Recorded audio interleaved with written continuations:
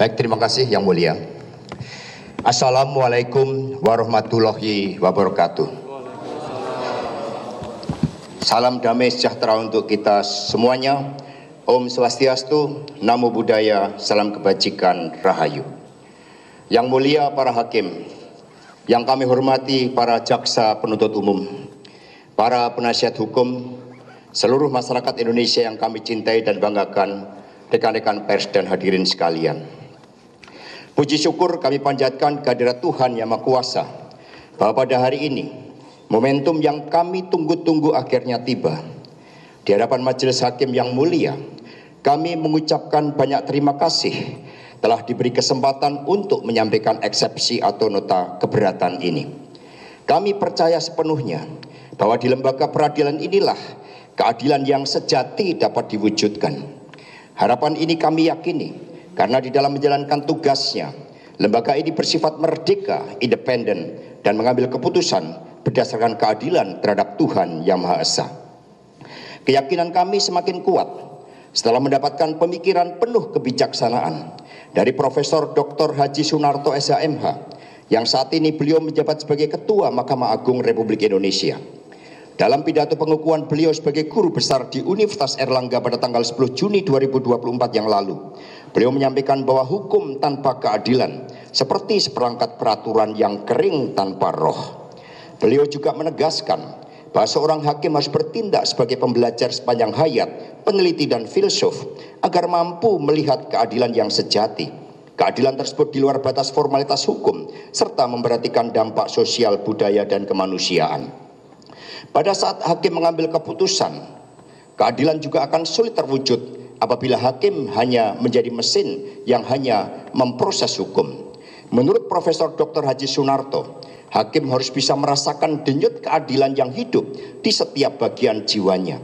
Lebih lanjut, beliau menegaskan bahwa keputusan seorang hakim tidak hanya melihat aspek formil dan material semata, namun juga melakukan dialektika dengan melihat aspek kemanusiaan dan latar belakang atau suasana kebatinan dari setiap peristiwa hukum. Betapa luar biasa pemikiran yang sangat filosofis dari Profesor Dr. Sunarto tersebut. Saya percaya bahwa majelis hakim yang mulia memiliki pandangan dan sikap yang sama dengan Profesor Dr. Sunarto. Tiada keraguan dari kami bahwa di ruang sidang ini akan menjadi tempat keadilan ditegakkan. Majelis hakim yang mulia, eksepsi saya ini sengaja dimulai dengan mengutip pidato Profesor Sunarto. Ketika pertama kali membaca pernyataan tersebut, kami merasakan betapa mulia peran hakim dan lembaga peradilan bagi terwujudnya cita-cita keadilan dan sekaligus cita-cita nasional kita. Tidak berlebihan jika dari lubuk hati kami yang terdalam, kami katakan bahwa pemikiran Profesor Sunarto tersebut menjadi nur atau cahaya yang membangun harapan di tengah kriminalisasi hukum yang saya alami hingga duduk di kursi terdakwa ini.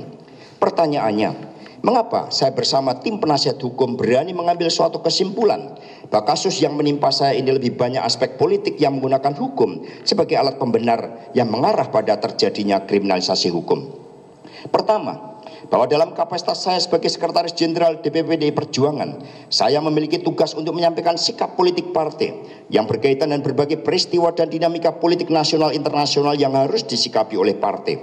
Tugas inilah yang saya jalankan ketika menolak kehadiran kesebelasan Israel dalam Piala Dunia U20 tahun 2023. Demikian halnya sikap kritis terhadap intervensi Mahkamah Konstitusi oleh kekuasaan politik demi kepentingan elektoral melalui putusan MK nomor 90 tahun 2023.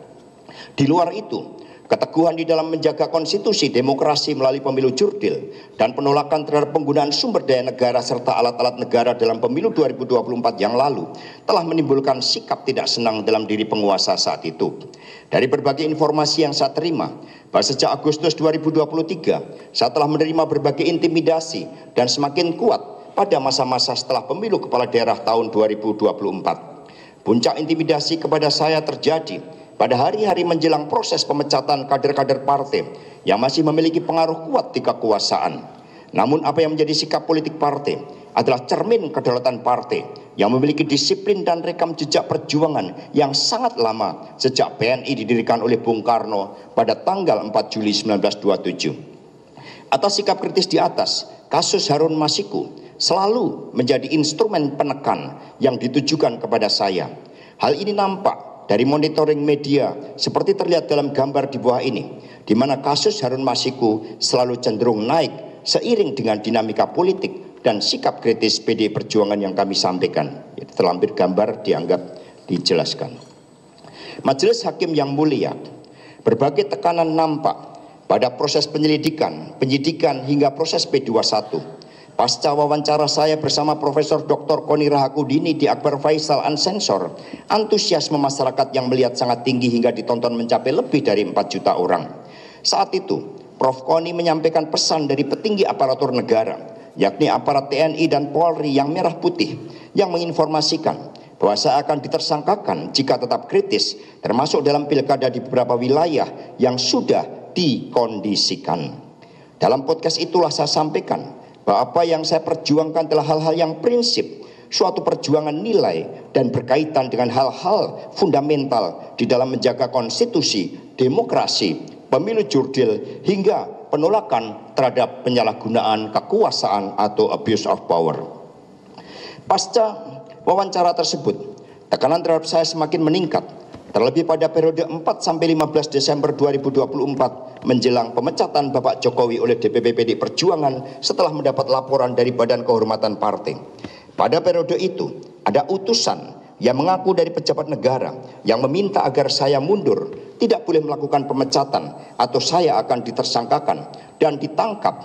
Dan akhirnya pada tanggal 24 Desember 2024, yakni 1 minggu setelah pemecatan para kader partai, pada pagi harinya dibocorkan terlebih dahulu ke media, dan pada sore menjelang malam saya ditetapkan sebagai tersangka bertepatan dengan malam Natal, ketika kami sedang merencanakan ibadah misa Natal setelah hampir 5 tahun tidak bisa merayakan Natal bersama keluarga secara lengkap. Tekanan yang sama juga pernah terjadi pada partai politik lain yang berujung pada penggantian pimpinan partai dengan menggunakan hukum sebagai instrumen penekan.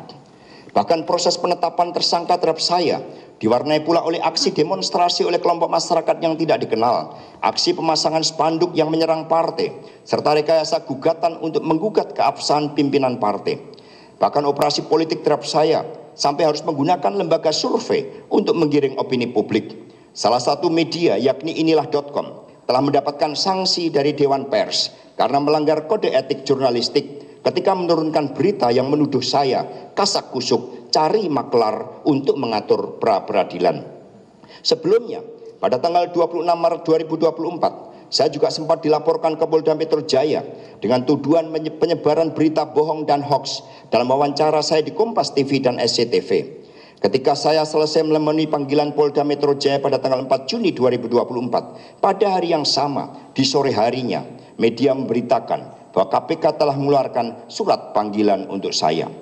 Pelaporan di Polda Metro Jaya tidak berlanjut karena Dewan Pers melalui saudara Yadi Hendriana selaku Ketua Komisi Pengaduan dan Penegakan Etika Dewan Pers menyatakan bahwa wawancara itu adalah produk pers yang tidak bisa dipidanakan.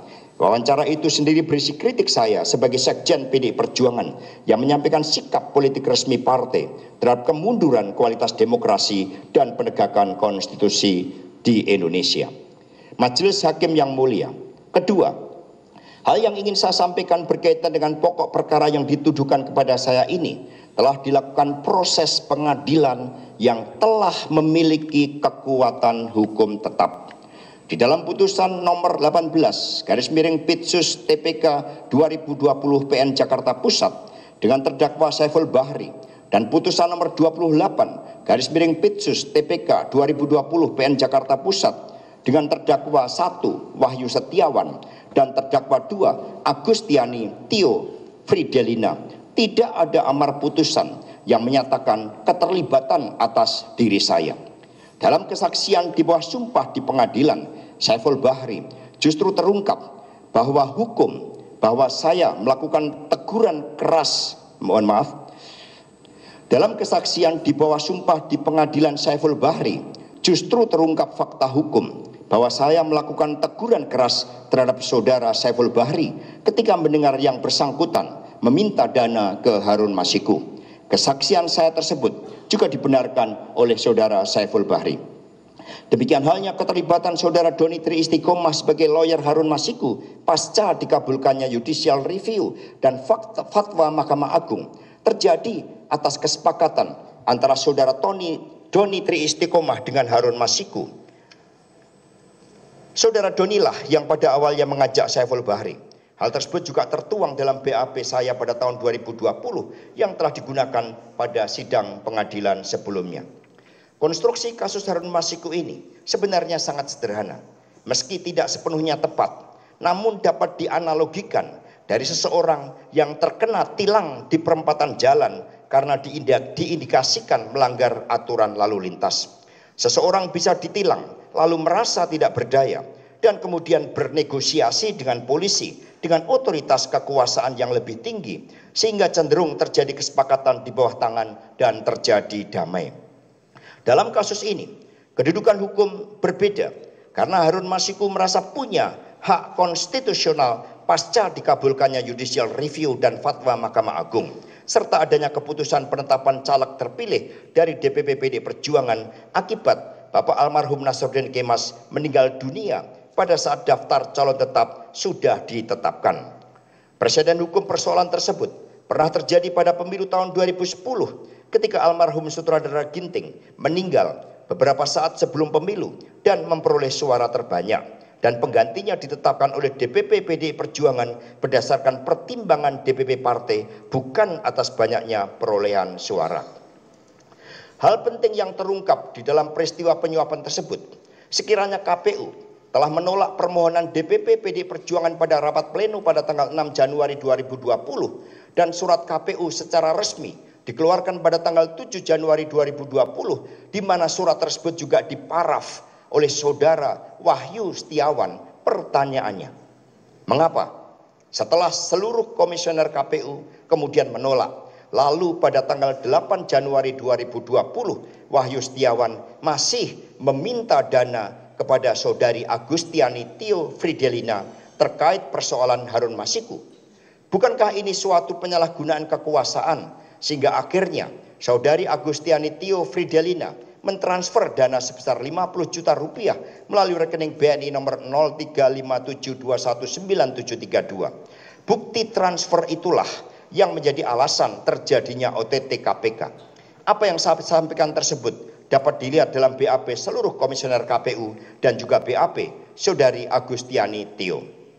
Majelis Hakim yang mulia, ketika KPU secara resmi telah menolak permohonan DPP PD Perjuangan, namun saudara Wahyu Setiawan masih menggunakan otoritasnya untuk memberikan harapan terhadap saudari Agustiani Tio, maka hal ini juga dapat terlihat dari cerminan WhatsApp saudara Wahyu Setiawan ketika pertama kali saudara Agustiani Tio berkonsultasi terkait Harun Masiku dan dijawab dengan pernyataan siap, mainkan. Terlibat dalam BAP Agustiani Fridelina tanggal 9 Januari 2020. Atas hal tersebut, pledoi saudara Saiful Bahri dalam kasus suap tersebut mengatakan bahwa yang bersangkutan menjadi korban pemerasan komisioner KPU yang bernama Wahyu Setiawan. Majelis Hakim yang mulia, ketiga, hal yang ingin saya sampaikan adalah terjadinya proses daur ulang terhadap persoalan yang sudah disidangkan dan memiliki kekuatan hukum tetap. Terhadap kasus suap penyelenggara negara Wahyu Setiawan yang dilakukan bersama-sama oleh Saiful Bahri dan Agustiani Tio Fridelina telah inkrah. Namun kasus ini didaur ulang tanpa peristiwa hukum lain seperti tertangkapnya Harun Masiku yang sampai saat ini masih berstatus DPO atau daftar pencarian orang. Berdasarkan Undang-Undang KPK nomor 19 tahun 2019, dalam menjalankan tugasnya, KPK berasas kepastian hukum, keterbukaan, akuntabilitas, kepentingan umum, proporsionalitas, dan penghormatan terhadap HAM. Asas kepastian hukum telah dilanggar melalui proses daur ulang yang tidak hanya merugikan terdakwa, namun juga para saksi. Hampir seluruh saksi yang telah diperiksa dan dihadirkan dalam persidangan sebelumnya diperiksa kembali.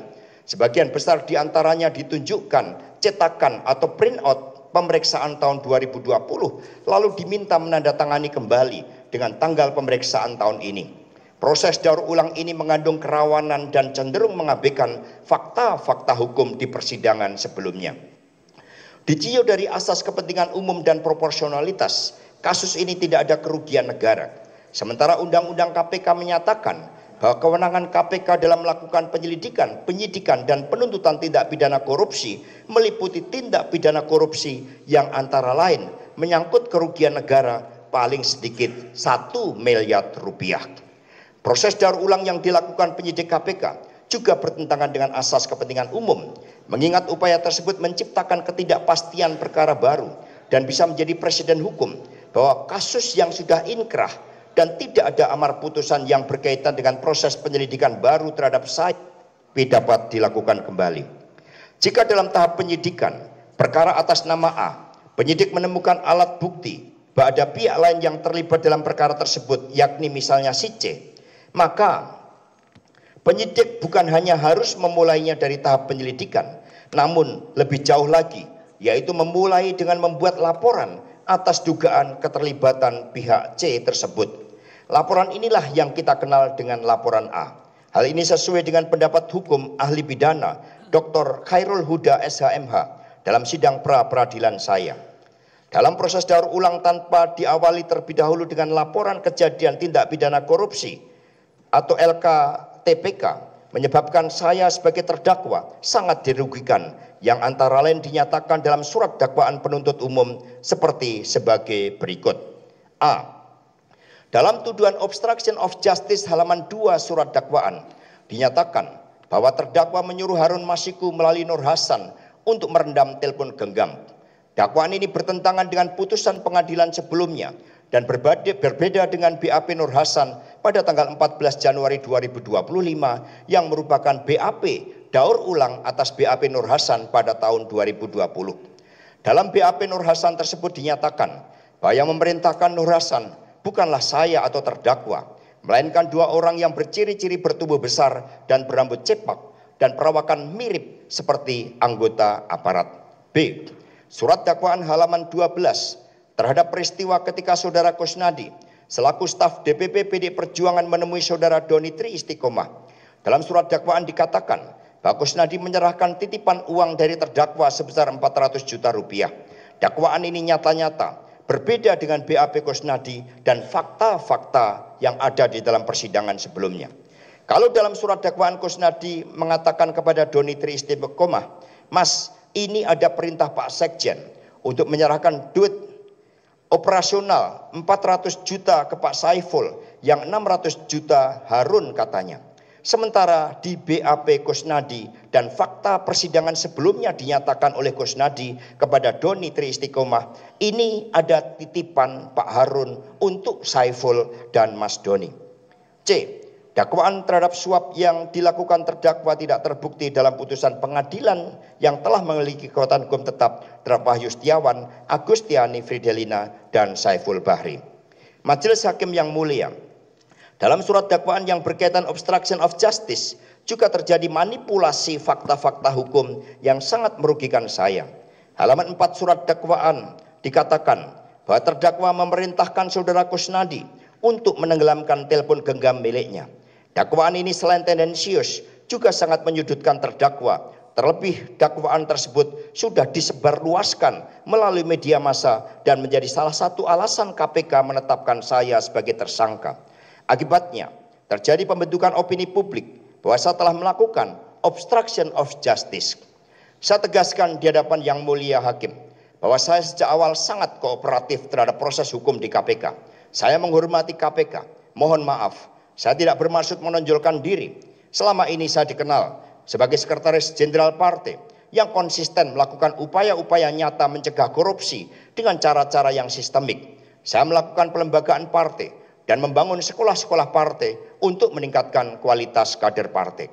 Disertasi saya di Universitas Pertahanan RI berhasil merumuskan teori geopolitik Bung Karno yang disebut sebagai Progressive Geopolitical Coexistence dengan predikat summa cum laude. Sementara disertasi di Universitas Indonesia berhasil merumuskan teori pelembagaan partai dan ketahanan partai yang disebut sebagai The Avant-Garde Party Institutionalization atau API dengan indeks prestasi 3,93 dari skala 4 atau cum laude selama 7 semester kuliah. Apa yang saya lakukan sebagai komitmen berdedikasi pada bangsa dan negara dengan melakukan pelembagaan partai. Kami banyak belajar dari kemajuan di Tiongkok, Jepang, Korea Selatan, dan negara-negara di Eropa Barat dan serta Skandinavia. Negara-negara maju tersebut memiliki partai modern yang terlembaga dan kokoh pada identitas ideologisnya. PD Perjuangan tergabung dalam CALD atau Council of Asian Liberal and Democrats, ICAP, International Conference of Asian Political Parties, dan membangun kerjasama strategis dengan banyak partai politik sebagai pelaksanaan fungsi hubungan internasional. Dengan berbagai rekam jejak tersebut, ketika pada tahun 2014 dan 2019, di mana saya menduduki posisi strategis dalam tim kampanye presiden dan wakil presiden, dan kemudian ditawarkan jabatan menteri, saya lebih memilih membangun partai. Demikian halnya, saya tidak mau mencalonkan sebagai anggota DPR RI, meskipun dengan posisi DPP PD Perjuangan sejak tahun 2010 tidaklah sulit untuk menjadi anggota DPR RI. Bagi saya pribadi, berdedikasi pada Bung Karno dan Ibu Megawati Soekarno Putri serta PD Perjuangan dengan melalui pelembagaan partai sebagai skala prioritas tertinggi saya dibandingkan dengan menjadi pejabat negara. Melakukan pelembagaan partai jauh lebih penting daripada menjadi pejabat negara. Saya berprinsip bahwa tidak ada negara maju tanpa topangan sistem kepartean dengan partai-partai modern yang ideologis dan berdisiplin. Sebab berpolitik berkaitan dengan seluruh peri kehidupan bangsa. Berpolitik itu membangun peradaban bangsa. Dengan komitmen dan rekam jejak di atas, maka sekali lagi terhadap tuduhan menenggelamkan telepon genggam Kusnadi sebagai perintah saya tersebut benar-benar mendiskreditkan saya. HP yang dimaksud masih ada dan menjadi barang sitaan KPK. Sementara BAP saudara Kusnadi sendiri menyatakan bahwa yang dimaksud yang itu ditenggelamkan saja, tidak usah mikir sayang, adalah saya, yakni Kusnadi. Habis ritual ngelarung atau ritual membuang sial, dan sekretariat menyuruh saya untuk membuang pakaian yang saya gunakan untuk ritual. Terdapat dalam BAP Kusnadi tanggal 14 Januari 2025. Majelis Hakim yang mulia, KPK di dalam menjalankan seluruh kewenangannya, salah satunya berasaskan pada penghormatan terhadap HAM. Namun dalam praktek, begitu banyak pelanggaran terhadap asas ini. Pertama, pada saat saya diperiksa KPK pada tanggal 10 Juni 2024, ternyata pemeriksaan saya hanyalah sebagai kedok belaka. Tujuan sebenarnya adalah untuk merampas paksa barang-barang saudara Kusnadi yang dilakukan secara melawan hukum. Karena itulah saya lebih banyak didiamkan menunggu di ruang pemeriksaan selama lebih dari 3 jam. Pada saat bersamaan, penyidik KPK saudara Rosa Purbabekti justru melakukan perbuatan melawan hukum dengan cara menyamar, membohongi Kusnadi, mengintimidasi, merampas barang yang dibawa Kusnadi, dan menginterogasi atau memeriksa selama hampir 3 jam tanpa adanya surat panggilan. Sementara saya yang datang dengan etikat baik, bersikap kooperatif, justru hanya ditanya biodata saya. Apa yang terjadi dengan saudara Kusnadi ini saya sebut sebagai operasi 5M yang merupakan singkatan dari menyamar, membohongi, mengintimidasi, merampas, dan menginterogasi. Melalui operasi 5M, saudara Rosa Purbabekti merampas barang-barang milik Kusnadi dan DPW partai, antara lain handphone milik sekretariat partai dan buku catatan rapat-rapat partai yang memuat rahasia partai. Barang dan dokumen yang disita itulah yang ikut dijadikan sebagai bukti berkaitan dengan dakwaan obstruction of justice. Bukti-bukti yang diperoleh melalui tindakan melawan hukum itulah yang dikhawatirkan KPK sehingga patut diduga bahwa tindakan menghalang-halangi pra-peradilan kedua berkaitan dengan hal tersebut. Tindakan melawan hukum penyidik KPK dapat dikategorikan sebagai pelanggaran HAM yang sangat serius. Majelis Hakim yang mulia, pengabaian asas HAM dan akuntabilitas serta keterbukaan yang dilakukan penyidik KPK juga nampak pada proses P21 yang sangat dipaksakan. Saat itu saya dalam keadaan sakit. Sejak 2 Maret 2025 sakit radang tenggorokan dan 5 Maret 2025 kram perut, diperiksa dokter KPK serta mendapatkan pengobatan. Pada tanggal 6 Maret 2025 saya membuat surat pernyataan tidak bisa memenuhi panggilan KPK karena sakit. Namun hal tersebut tetap dipaksakan. Hal yang sangat merugikan saya proses P21 tanpa diawali dengan saksi-saksi yang meringankan. Surat permohonan saksi yang meringankan untuk diperiksa KPK telah disampaikan oleh penasihat hukum ke pimpinan KPK pada tanggal 4 Maret 2025. Ketika hal tersebut kami tanyakan kepada penyidik KPK Saudara Rosa Purbabekti, menjawab bahwa yang bersangkutan belum menerima disposisi dari pimpinan KPK. Hal itu juga disaksikan oleh para penasihat hukum. Disitulah mekanisme internal KPK dijadikan sebagai alasan yang merugikan terdakwa karena hak untuk mendapatkan saksi yang meringankan diabaikan oleh KPK. Sementara dari KPK sendiri terdapat penyelidik dan penyidik serta saksi ahli yang telah dibuat BAP. Total terdapat 13 orang penyelidik dan penyidik KPK yang menjadi saksi terhadap perkara saya. Bahkan Saudara Rosa Purbabekti juga menjadi saksi yang kesemuanya tentu memberatkan saya. Di luar itu terdapat saksi ahli dari KPK sebanyak 4 orang. Atas perlakuan tidak adil dan melanggar HAM kepada saya, maka 3 orang penasihat hukum saya membuat berita acara penolakan penandatanganan P21.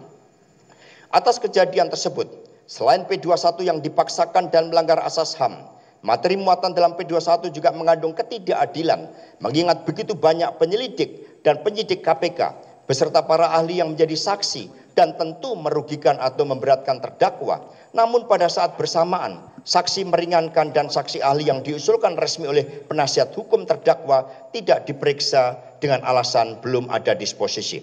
Karena itulah mengapa dalam surat dakwaan banyak hal yang sangat merugikan terdakwa, sehingga muncullah berbagai fakta-fakta hukum versi KPK yang berbeda dengan fakta-fakta persidangan sebagaimana terdapat dalam putusan pengadilan sebelumnya yang sudah inkrah. Pertanyaannya, mengapa penyidik KPK begitu memaksakan proses P21? Dalam sejarah berdirinya KPK sejak tahun 2002, baru pertama kali ini terjadi proses P21 sangat cepat dalam waktu hampir 2 minggu sejak ditahan. Sementara dalam kasus lainnya, rata-rata KPK memerlukan waktu 120 hari. Namun P21 saya begitu cepat. Hal ini patut diduga karena KPK secara sengaja bermaksud untuk menggugurkan gugatan pra-peradilan kedua yang kami ajukan pada tanggal 18 Februari 2025. Sidang pertama pada 3 Maret 2025 tidak dihadiri KPK. Kesemuanya adalah pelanggaran terhadap hak terdakwa untuk melakukan gugatan pra-peradilan, dan melalui berbagai upaya tersebut KPK tidak menghormati lembaga peradilan. Apa yang dilakukan KPK menunjukkan bahwa pemberantasan korupsi dilakukan dengan tidak menghormati mekanisme hukum dan melanggar aspek-aspek formil serta bukti-bukti material yang diambil dengan cara-cara yang cenderung melanggar hukum sebagaimana operasi 5M terhadap Saudara Kusnadi. Hal tersebut sudah lama diingatkan oleh Profesor Todung Mulya Lubis dalam buku catatan harian jilid 5 yang terinspirasi oleh buku Leslie Holmes, Corruption, Postcommunism, and Neoliberalism. Prof. Todung menyatakan, saya harus berhati-hati dan mengingatkan KPK bahwa pemberantasan korupsi itu sering terjadi karena balas dendam atau revenge, atau ikhtiar untuk membersihkan diri, atau untuk mendemonstrasikan kepada publik tentang komitmen pemberantasan korupsi, dan juga untuk memperoleh legitimasi yang baru. Pemikiran Prof. Todung Mulya Lubis yang disampaikan pada tahun 2013 nampaknya terbukti benar bahwa ada kepentingan lain yang disampaikan dalam kasus saya ini seperti unsur balas dendam, mengingat salah satu BAP penyidik KPK yakni BAP Saudara Rizka Anung Nata tanggal 2 Januari 2025 telah mengaitkan saya dengan program tes wawasan kebangsaan atau TWK yang merupakan kebijakan pemerintah Jokowi, dan hal tersebut tidak ada kaitannya dengan saya yang lebih berkonsentrasi di internal partai. Demikian halnya terkait tujuan untuk mendemonstrasikan kepada publik guna mendapatkan legitimasi baru. Majelis Hakim yang mulia, kedua, pengabaian prinsip HAM atau asas HAM dilakukan penyidik KPK terhadap Saudari Agustiani Tio Fridelina melalui kesaksian di bawah sumpah dalam sidang pra-peradilan 1 pada tanggal 7 Februari 2025 demi ambisi agar menyebut nama saya, Saudari Agustiani Tio Fridelina, didatangi seseorang dengan iming-iming sebesar 2 miliar rupiah. Selain itu, dalam pemeriksaan saudari Agustiani Tio Fridelina oleh penyidik Rosa Purbabekti telah melakukan intimidasi sampai menggebrak meja dan mendesak agar saudari Agustiani Tio Fridelina mengganti penasihat hukumnya. Penyidik menilai bahwa saudari Agustiani Tio Fridelina tidak menuruti kehendaknya sehingga akhirnya yang bersangkutan bersama suaminya dicekal dan tidak bisa berobat ke luar negeri akibat derita kanker yang dideritanya. Padahal jauh sebelum kasus ini naik lagi ke permukaan, saudari Agustiani Tio Fridelina sudah berulang kali berobat ke Guangzhou bagi penyembuhan penyakit kansernya. Seluruh data-data medical record berada di Guangzhou. Namun agenda kemanusiaan ini pun diabaikan oleh saudara Rosa Purbabekti. Sekiranya saudara Agustiani Fridelina mengikuti kemauan penyidik menyebut nama saya, maka pencekalan itu barangkali tidak terjadi. Apa yang terjadi dengan saudari Agustiani Tio Fridelina selain pengabdian terhadap HAM, juga pengabdian terhadap kemanusiaan dan hati nurani kita. Pengabdian aspek kemanusiaan menurut Prof. Sunarto telah menggerus terwujudnya keadilan dalam penegakan hukum. Bagi saya pribadi, pengabdian aspek kemanusiaan saudari Agustiani Tio Fridelina dan juga serangkaian intimidasi yang dilakukan terhadap saksi-saksi Agustiani Tio, Doni Tri Istiqomah, Saiful Bahri hingga Nur Hasan yang dijanjikan keluarganya mau diurus. Kesemuanya semakin menunjukkan kuatnya agenda untuk menjadikan saya sebagai tersangka. Dalam perspektif ideologis, apa yang dilakukan oleh penyidik KPK tersebut juga pengingkaran terhadap Pancasila, di mana di dalamnya ada sila ketuhanan, kemanusiaan, kebangsaan, demokrasi, dan keadilan sosial. Masing-masing sila tersebut mengandung dimensi keadilan yang tercermin dalam setiap sila. Majelis Hakim yang mulia, diabaikannya aspek kemanusiaan, terlebih terhadap saksi-saksi yang di dalam proses hukum sebelumnya telah bersikap kooperatif, telah menjalankan hukum pidana dan sudah bebas. Lalu akibat proses daur ulang terhadap suatu persoalan yang sudah inkrah, muncullah berbagai intimidasi yang merugikan saya. Pencekalan terhadap saudari Agustiani Tio untuk berobat adalah pencekalan terhadap kemanusiaan. Terlebih ketika hal tersebut berkaitan dengan keselamatan hidupnya. Hak hidup saudari Agustiani Tio terancam karena tidak bisa berobat akibat derita kanker. Mengapa hal tersebut harus terjadi? Bukankah ini menggambarkan suatu proses penegakan hukum yang benar-benar tidak memiliki hati nurani? Apa yang terjadi semakin membangun pesan kuat bahwa proses hukum ini terlalu dipaksakan. Lalu kemana kemanusiaan yang menjadi salah satu sila dalam Pancasila dan hati nurani kita ketika hal-hal yang sangat fundamental yang berkaitan dengan keselamatan hidup seseorang saja telah diabaikan. Hal itulah yang menjadi salah satu tolak ukur bahwa seluruh proses daur ulang terhadap perkara yang sudah inkrah secara keseluruhan tidak bisa dipercaya.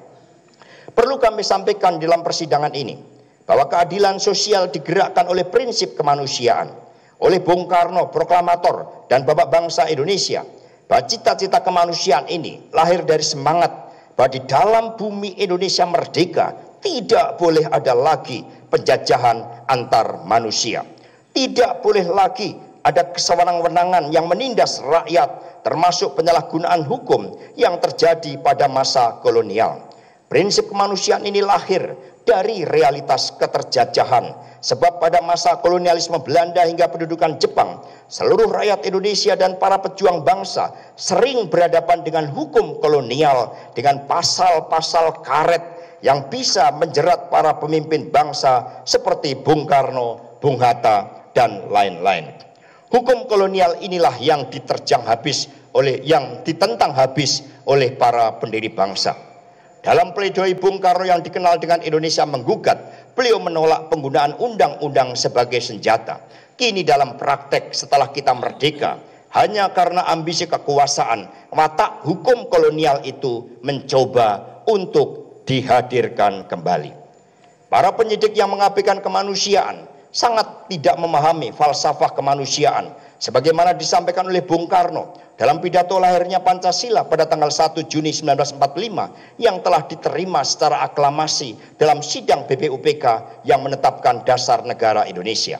Atas dasar hal tersebut, mengapa asas Undang-Undang KPK yang begitu mudah, mengapa asas undang-undang yang ada dalam Undang-Undang KPK begitu mudah diabaikan oleh penyidik KPK? Majelis Hakim yang mulia, berdasarkan nota keberatan yang disampaikan di atas, sebagai kesimpulan dan penutup dapat disampaikan hal-hal sebagai berikut. 1. Bahwa surat dakwaan terhadap tuduhan obstruction of justice dan suap telah dibuat dengan tidak cermat dan sangat merugikan saya. Fakta-fakta hukum yang ditampilkan dalam surat dakwaan tersebut berbeda dengan keterangan saksi yang melihat, mendengar, dan menyaksikan secara langsung terjadinya dugaan tindak pidana. Surat dakwaan tersebut bersumber dari pertama, berita acara permintaan keterangan atau BAPK pada tahap awal ketika para saksi sedang dalam suasana tekanan psikologis. BAPK ini sering berbeda dengan BAP saksi dan fakta-fakta persidangan yang putusannya telah inkrah. Sumber kedua surat dakwaan berasal dari keterangan saksi internal KPK sendiri, yakni penyelidik dan atau penyidik yang berjumlah 13 orang. Bahkan Saudara Rosa Purbabekti sendiri sebagai penyidik pun juga bertindak sebagai saksi yang cenderung memberatkan terdakwa.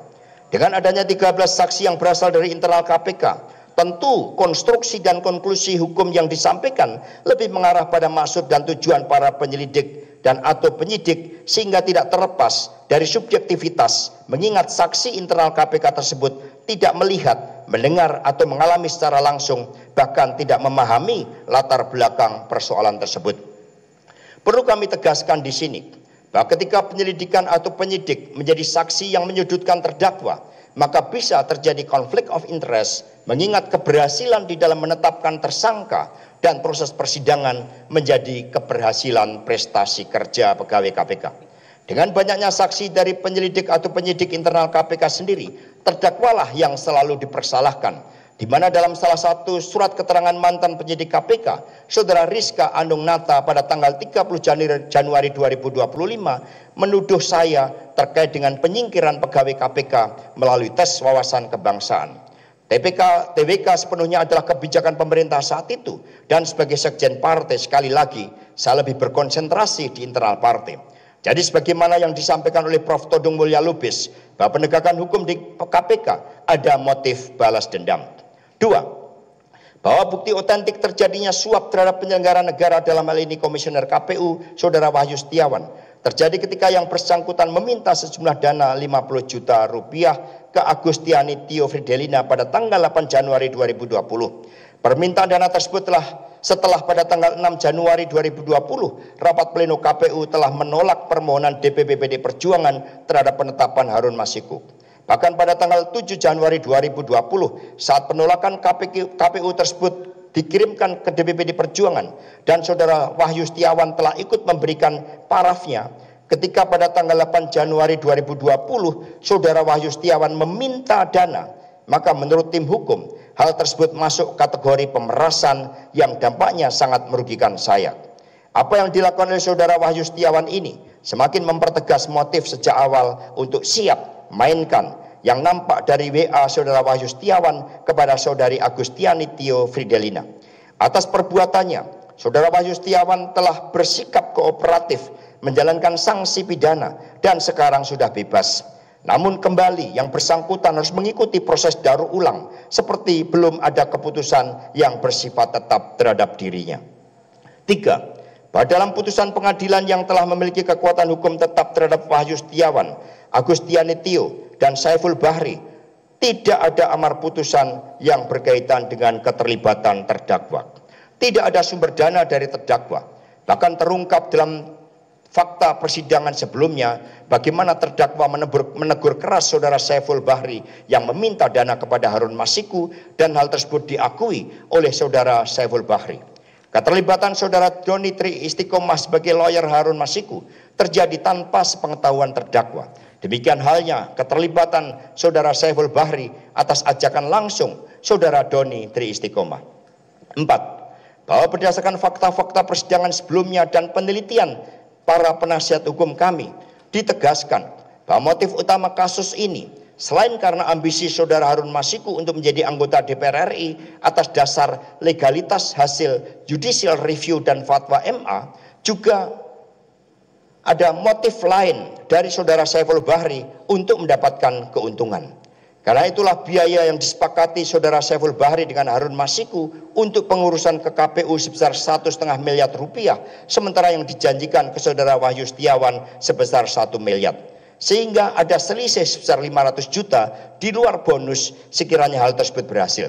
Tidak ada motif dari saya, apalagi sampai memberikan dana 400 juta sebagaimana dituduhkan dalam surat dakwaan. Dalam teori kepentingan, seharusnya saudara Harun Masiku justru yang memberikan dana ke saya. Apalagi ditinjau dari nomor urut, saudara Harun Masiku ditempatkan pada nomor urut 6 yang bukan nomor favorit. 5. Bahwa terhadap kasus ini tidak ada kerugian negara. Hal ini berbeda dengan Undang-Undang KPK nomor 19 tahun 2019 yang menegaskan bahwa kewenangan KPK di dalam melakukan penyelidikan, penyidikan, dan penuntutan tindak pidana korupsi yang antara lain menyangkut kerugian negara paling sedikit 1 miliar rupiah. Artinya persoalan ini bukan ranah kewenangan KPK. 6. Bahwa seluruh proses penyelidikan, penyidikan, dan penuntutan terhadap saya tidak bisa dilepaskan dari latar belakang politik akibat sikap saya yang menjalankan tugas-tugas sebagai Sekretaris Jenderal DPP PD Perjuangan dengan dilanggarnya asas-asas dalam Undang-Undang KPK, maka penetapan terdakwa atas suatu perkara yang sudah inkrah pada dasarnya juga mengganggu kepentingan umum yang menjadi asas Undang-Undang KPK yang berdampak pada fungsi-fungsi PD Perjuangan di dalam mengorganisir rakyat, pendidikan politik, komunikasi politik, dan kerja politik turun ke bawah, termasuk membantu rakyat yang terkena bencana alam menjadi terkendala koordinasinya, yang artinya kepentingan umum juga terganggu. 7. Bahwa keterlibatan saksi-saksi dari penyelidik dan atau mantan penyidik KPK kesemuanya cenderung memberatkan saya selaku terdakwa dan membangun konstruksi hukum sebagaimana diinginkan oleh penyidik KPK. Namun pada sisi lain, permohonan penasihat hukum terdakwa secara tertulis terhadap saksi-saksi yang meringankan tidak diindahkan oleh KPK. Oleh karena itulah konstruksi surat dakwaan lebih berat pada kepentingan KPK daripada prinsip hukum yang berkeadilan. Hak-hak terdakwa untuk mendapatkan saksi yang meringankan sebelum P21 telah diabaikan oleh KPK. Di sisi lain, bukti-bukti yang disampaikan KPK terhadap dakwaan obstruction of justice juga diperoleh melalui cara-cara melawan hukum, yakni melalui operasi 5M, menyamar, membohongi, mengintimidasi, merampas, memeriksa tanpa surat panggilan terhadap saudara Kusnadi. Beberapa ancaman yang dialami oleh para saksi seperti Kusnadi, Agustiani Tio, Saiful Bahri, dan Doni Tri Istiqomah, hal itu sudah dilaporkan ke Dewan Pengawas KPK. Semua pelanggaran tersebut semakin menunjukkan kuatnya agenda politik bahwa terdakwa memang ditarget dan dicari-cari kesalahannya dengan melanggar due process of law. Karena itulah penasihat hukum kami menyebut terdakwa sebagai tahanan politik. Proses P21 yang dipercepat dengan mengabaikan hak terdakwa untuk mendapatkan saksi yang meringankan beserta kesimpulan nomor 1 sampai dengan 7 ini memperjelas pelanggaran asas kepastian hukum, keterbukaan, akuntabilitas, proporsionalitas HAM dan kepentingan umum Mohon maaf. Percepatan P21 menyebabkan gugurnya pra-peradilan yang dilakukan terdakwa sehingga sangat merugikan hak-hak tersangka, dan KPK juga tidak menghormati lembaga peradilan. Dari penjelasan di atas dapat dikategorikan bahwa konstruksi surat dakwaan telah terjadi error in persona. 8. Bahwa dalam setiap tindakan pidana terdapat motif yang menjadi dasar, alasan, dan penyebab suatu tindakan pidana. Dalam hal ini tidak ada motif dari terdakwa untuk melakukan obstruction of justice dan suap. Tindakan obstruction of justice menurut Undang-Undang KPK pasal 21 dilakukan pada tahap penyidikan. Terdakwa ditetapkan sebagai tersangka pada tanggal 24 Desember 2024. Sedangkan dakwaan terhadap terdakwa yang memerintahkan saudara Kusnadi untuk menenggelamkan telepon genggam pada tanggal 6 Juni 2024. Pada tanggal 6 Juni 2024 tersebut, posisi penegakan hukum KPK terhadap saya masih dalam tahap penyelidikan sehingga tidak memenuhi kriteria pasal 21 Undang-Undang KPK. Selain itu, dari BAP Kusnadi yang dimaksudkan, yang itu ditenggelamkan saja, tidak usah mikir sayang dan lain-lain, adalah saya atau Kusnadi habis ritual ngelarung atau ritual membuang sial dari sekretariat DPPD Perjuangan menyuruh saya untuk membuang pakaian yang saya gunakan. Faktanya, telepon genggam tersebut tetap ada dan saat ini menjadi sitaan KPK. Pelanggaran hukum atau tindakan melawan hukum justru dilakukan oleh penyidik KPK pada tanggal 10 Juni 2024 yang memeriksa saya dengan operasi 5M terhadap Kusnadi. Berdasarkan ke-8 kesimpulan di atas, maka izinkan saya menyampaikan kepada Yang Mulia bahwa saya menolak segala tuduhan pelanggaran pasal-pasal dan seterusnya dianggap dibacakan. Majelis Hakim yang mulia, bahwa apa yang saya sampaikan dalam eksepsi ini merupakan upaya menunjukkan kebenaran. Karena itulah eksepsi saya ini diberi judul, jadikanlah deritaku ini sebagai kesaksian bahwa kekuasaan seorang presiden sekalipun ada batasnya. Karena kekuasaan yang langgeng hanyalah kekuasaan rakyat dan di atas segalanya adalah kekuasaan Tuhan Yang Maha Esa, sebagaimana disampaikan Bung Karno pada tahun 1967. Judul ini mengandung semangat Satyam Eva Jayate yang artinya bahwa kebenaran pasti menang. Kami berkeyakinan bahwa sesuai falsafah keadilan yang disampaikan oleh Profesor Dr. Sunarto dalam pidato pengukuhan guru besar beliau akan menjadi landasan yang mulia bagi para hakim untuk mengambil keputusan secara merdeka, bebas, tanpa intervensi pihak manapun dan independen, serta kami yakini berani dalam menegakkan keadilan yang sejati. Tekad untuk mewujudkan keadilan telah melekat dalam sejarah perjuangan bangsa. Hal tersebut nampak dalam berbagai perlawanan terhadap Belanda. Perjuangan Pangeran Diponegoro misalnya dapat dukungan luas dari rakyat karena Pangeran Diponegoro dianggap sebagai Ratu Adil, Imam Mahdi, dan Heru Cokro. Karena itulah para petani memberikan dukungan luas. Demikian pula perlawanan para petani Banten pada tahun 1888. Mengapa mereka berani meskipun perjuangannya belum tentu berhasil?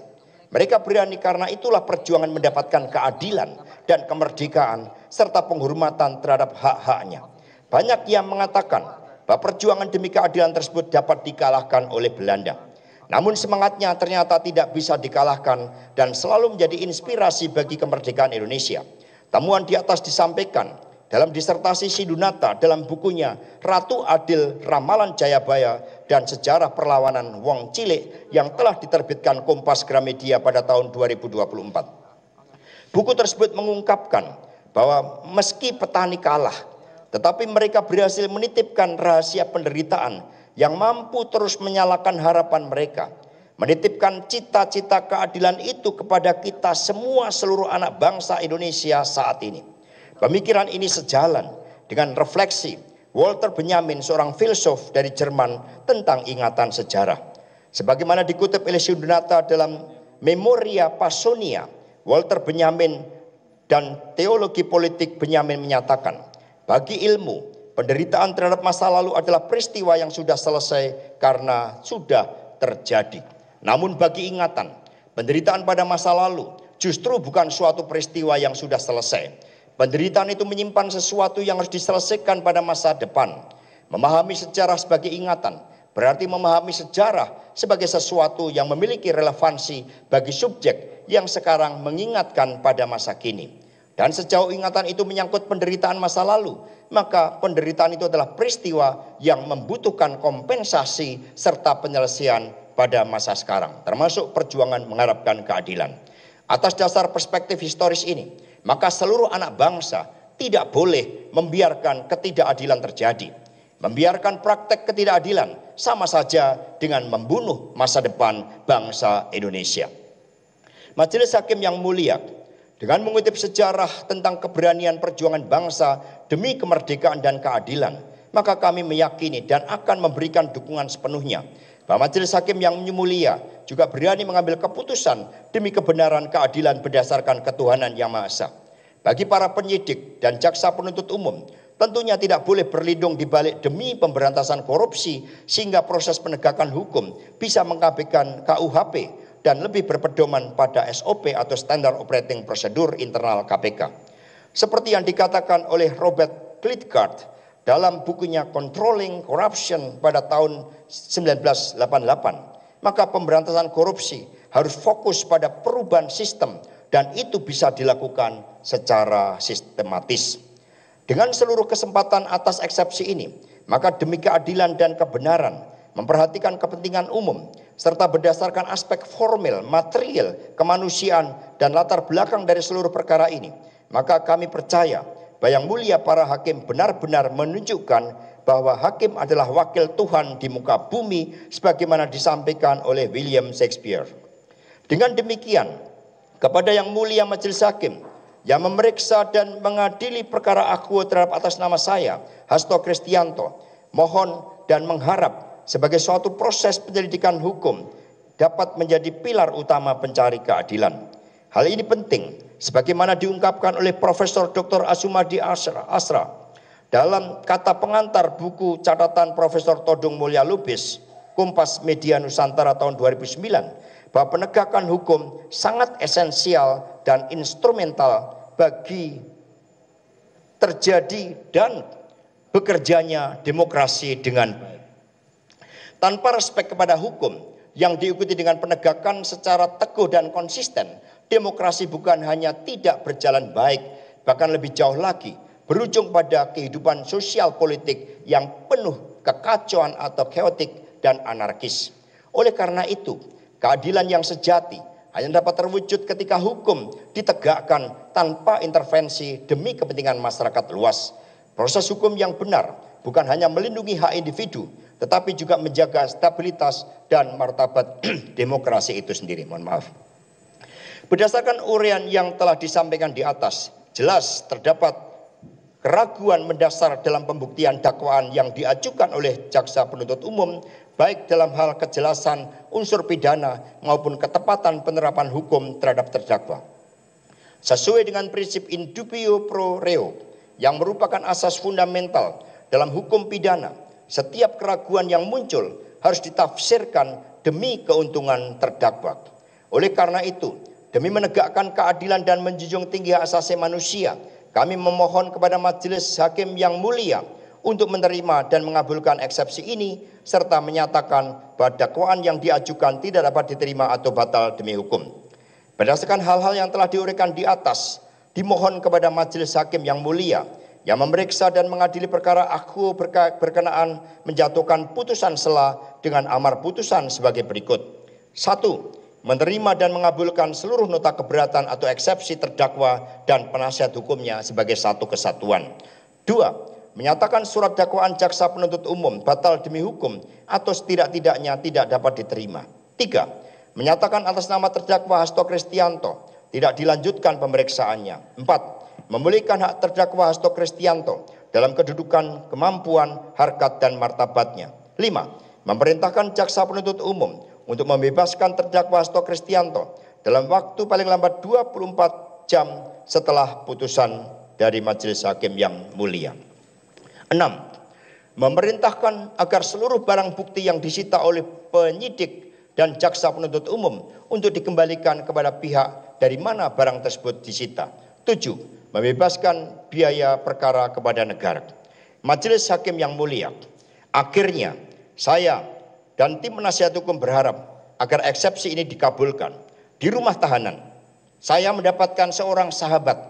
Melalui sahabat yang beragama Islam ini, saya mendapatkan begitu banyak nasihat kebijaksanaan yang bersumber dari Al-Quran dan hadits-hadits. Nasihat tersebut disampaikan oleh sahabat baik saya, Afrian Jafar. Beliau menyampaikan dari Quran, surat Al-Maidah ayat 8, berikut terjemahannya. Wahai orang-orang yang beriman, jadilah kamu sebagai penegak keadilan karena Allah, menjadi saksi dengan adil. Dan janganlah kebencianmu terhadap suatu kaum mendorong kamu untuk berlaku tidak adil. Berlaku adillah, karena adil itu lebih dekat kepada takwa. Kemudian dari Quran, surat Ghafir ayat 18, berikut terjemahannya. Orang-orang yang dijolimi tidak mempunyai teman setia seorang pun, dan tidak pula mempunyai seorang pemberi syafaat yang diterima syafaatnya. Mohon izin saya ulangi.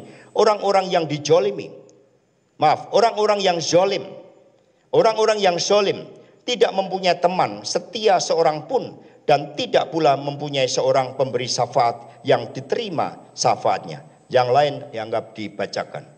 Kemudian dari hadits riwayat Bukhari nomor 1496, Muslim nomor 19. Dan berhati-hatilah terhadap doa orang yang terzalimi karena tidak ada penghalang antara doanya dengan Allah. Demikian pula yang disampaikan oleh Romo Sidunata kepada saya, yang diambil dari Alkitab, dari Markus 13, bab 13 ayat 11. Apabila mereka mengiringi dan menyerahkan kamu, janganlah khawatir akan apa yang kamu harus katakan, tetapi katakanlah apa yang dikaruniakan kepadamu pada saat itu juga, sebab bukan kamu yang berkata-kata, melainkan Roh Kudus. Demikian nota keberatan atau eksepsi ini kami sampaikan dengan harapan agar keadilan dapat ditegakkan sebagaimana mestinya. Atas perhatian dan dikabulkannya oleh Yang Mulia Majelis Hakim, kami ucapkan terima kasih. Satyam Eva Jayate, pada akhirnya kebenaran yang akan menang, diiringi salam nasional kita, merdeka. Hormat kami terdakwa Hasto Kristianto ditandatangani tanggal 21 Maret 2025. Terima kasih kami ucapkan kepada Majelis Hakim yang mulia yang telah memberikan kesempatan saya untuk membacakan eksepsi ini.